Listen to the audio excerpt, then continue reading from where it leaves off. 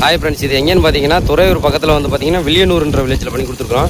Motor பார்த்தீங்கன்னா 5 HP 1.5 inch delivery. Motor 550 அடி பண்ணக்கூடிய மோட்டார். பாருங்கள் 1.5 இன்ச் டெலிவரி. சன்லைட் பாருங்கள். இன்றைக்கி ரொம்ப மழை வர மாதிரியே தான் இருக்குது. உடமாகவே தான் போயிட்டுருக்குது. தண்ணி கம்மியாக தான் போயிட்டுருக்கு. 2400 RPM தான் போயிட்டுருக்கு. RPM காட்டுறேன் பாருங்கள். தண்ணி பாருங்கள், இதுக்கே தண்ணி நல்லாயிருக்கு.